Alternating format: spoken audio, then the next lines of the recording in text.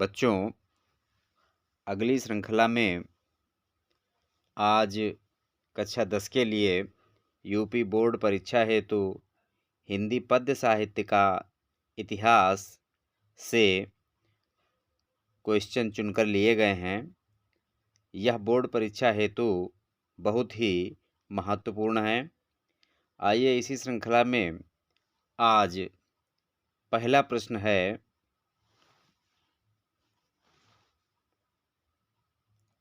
कविता किसे कहा जाता है अथवा कविता किसे कहते हैं। दोनों तरीके से ये प्रश्न आ सकता है। तो इसके लिए कविता जो है पद्यात्मक छंदबद्ध रचना को कहा जाता है, यानी जिसमें लय भी हो और छंदों का समावेश भी किया जाए उसे कविता कहा जाता है। अगला प्रश्न हमारी स्क्रीन पर दिखाई दे रहा है, शब्द शक्ति कितने प्रकार की होती है। तो शब्द शक्ति 3 प्रकार की होती है, जिसमें पहला है अभिधा, दूसरा है लक्षणा और तीसरी है व्यंजना। तीसरा प्रश्न, काव्य के कितने भेद होते हैं। तो इसके उत्तर में काव्य के 2 भेद होते हैं। पहला है श्रव्य काव्य और दूसरा है दृश्य काव्य। आइए प्रश्नों की श्रृंखला में प्रश्न नंबर 4 हमारी स्क्रीन पर सामने दिख रहा है। आदिकाल की समय सीमा बताइए। तो आदिकाल की समय सीमा अगर सन में याद करनी है तो 743 से 1343 तक मानी जाती है, और अगर संवत में याद करनी है तो इन्हीं संख्याओं में 57 वर्ष जोड़ दिए जाते हैं। अगला प्रश्न है, भक्ति काल की समय सीमा बताइए। या इस प्रश्न को घुमा करके भी पूछा जा सकता है कि भक्ति काल की समय सीमा का निर्धारण कीजिए। तो इसके उत्तर के लिए है सन 1343 से 1643 तक के समय को भक्ति काल की संज्ञा दी जाती है। अगला प्रश्न है, रीतिकाल की समय सीमा बताइए।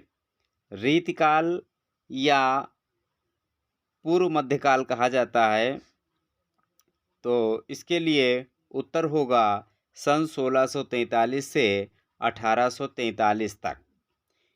इस समय को रीतिकाल के नाम से जाना गया है। प्रश्न अगला है,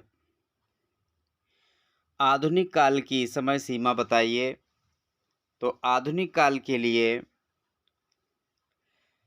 समय जो है 1843 से और आज तक या अब तक या आगे तक, कुछ भी लिख लीजिए या कुछ भी समझ लीजिए।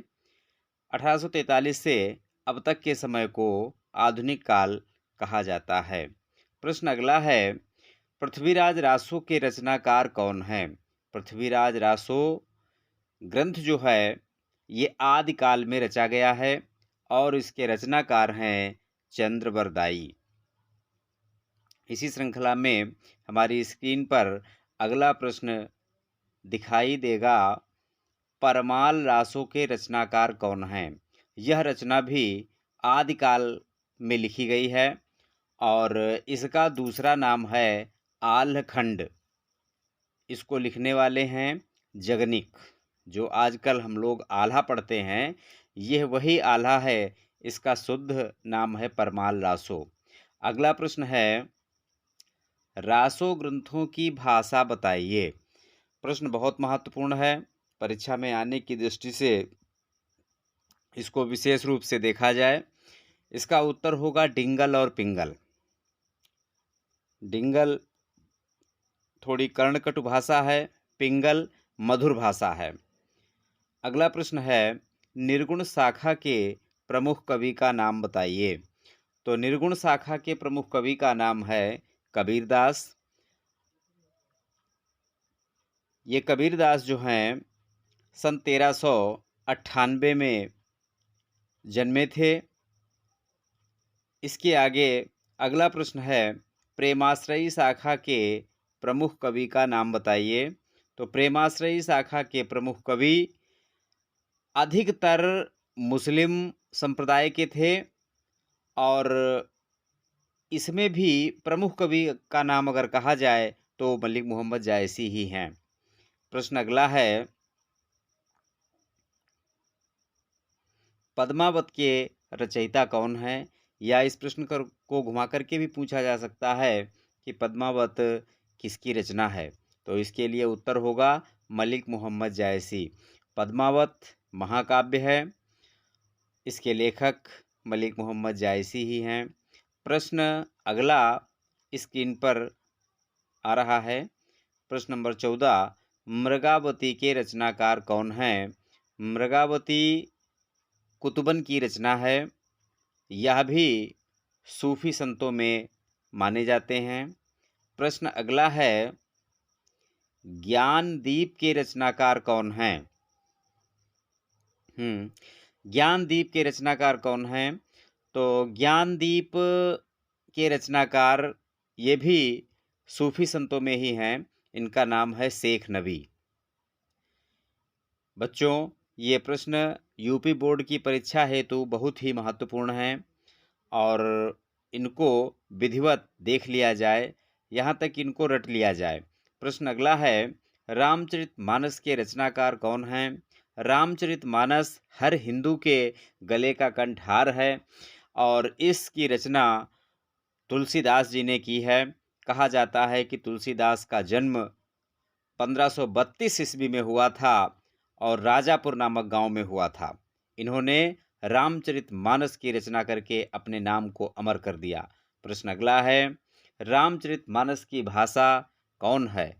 तो रामचरितमानस की भाषा के विषय में अगर कहा जाए तो यह अवधी भाषा में लिखी गई है और इसी के साथ इसमें चौपाई, दोहा, छंद और सोरठा आदि का भी बहुत सुंदर प्रयोग तुलसीदास जी ने किया है।